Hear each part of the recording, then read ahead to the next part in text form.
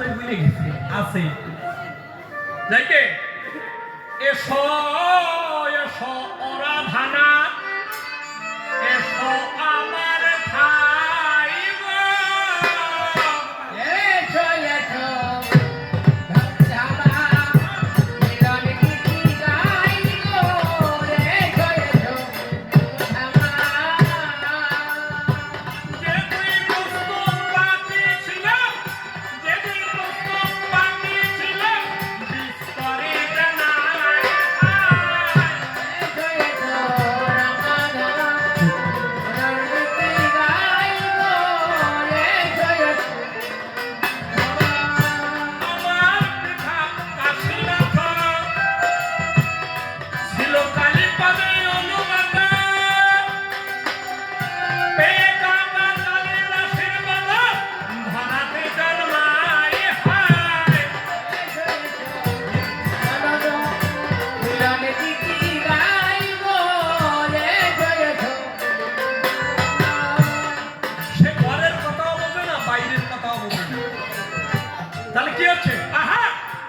মাতৃ শক্তি রয়ে মোনাধানে তারে বাদ দিয়ে কেমন করে পাবে হরিচাঁদ পদক পদে জানো না তাহায় আরে না না আমি তোমায় এটা বলিনি আসলে তোমার পিতা ছিল কালী ভক্ত চরা চলে সে মাতৃ শক্তি রয় মূলাধারে তারে ফেলে কেন বৈষ্ণবে হও গো? আমি নিয়ে ঈশান শক্তি জগতে প্রকাশিলাম ভক্তি হরিপদে অমূর্তি তাই তোমারে জানাই গো দেখো আমি শিব মহাকাল বৈষ্ণব আমি আছি চিরকাল হরি প্রেমে হয় মাতাল শেষে মতুয়া হলাম তাই গো মতুয়া হলে তুমি ভালো হলে তাতে অসুবিধায় আমার কিছু নাই বলে বৈষ্ণবরা কি অপরাধে করেছিলে বলো এই সবাই গো। বৈষ্ণবদের কোনো অপরাধ নাই ভালো করে বোঝাই যায় চিরদিন কি ফোরপাস থাকে ভাই এনে দিয়ে নাই গো। আমি যখন ক্ষুদ্র ছিলাম বিধি মার্গী বৈষ্ণব হলাম মৃত্যুঞ্জয় মাধ্যমে হরি পেলাম তাই মাতাল হয়ে রয় গো। তোমার কথার বিধান রয়েছে ভাত সেই জায়গায় আমি করে দেই সাজা মতুয়া বৈষ্ণবের আছে কি ভাড়া বলো এই সবাই গো। শান্ত দাস সভ্যয়ান আহা বাৎসল্য মধুরবাল যে জন ভাবে সেই রতে পেল পাগল হয়ে যায় গো। পাগল হলে তারে মতুয়া কয় জেনে রাখো রাধারা মহাশয় আজকে তোমার হৃদয়ে নামে হয় সেই শান্তি হলি